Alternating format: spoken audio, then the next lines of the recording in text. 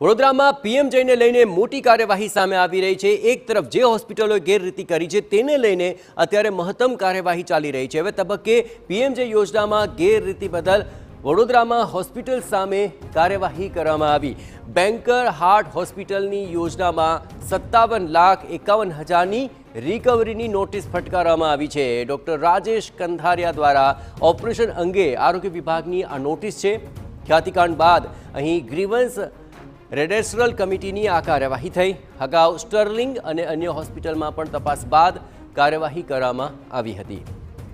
અને આ સમગ્ર મામલે વધુ વિગતે વાત કરવા જોડાઈ રહ્યા છે ટીવી9 સંવાદદાતા અંજલિ। પીએમજેને લઈને વડોદરામાં પણ આ કાર્યવાહી થઈ છે, શું છે વધુ વિગતો?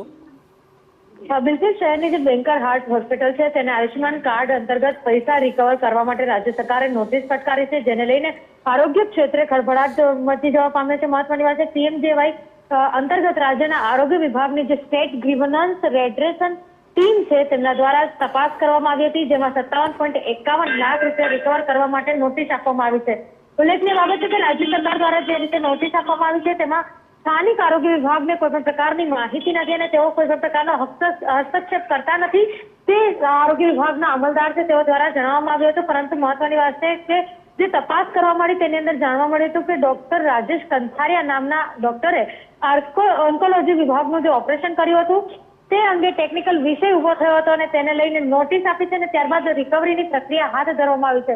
હવે સ્થાનિક આરોગ્ય વિભાગ આ જે રાજ્ય સરકાર દ્વારા નોટિસ પાઠવવામાં આવી છે તેને લઈને બેન્કર હાર્ટ હોસ્પિટલ પાસેથી કેવી રીતે જે રિકવરી છે તે કરે છે અને સાથે સાથે નોટિસ ફટકાર્યા બાદ હવે કયા પ્રકારથી તપાસ કરવામાં આવે છે તે પણ મહત્વનો વિષય બની રહ્યો છે।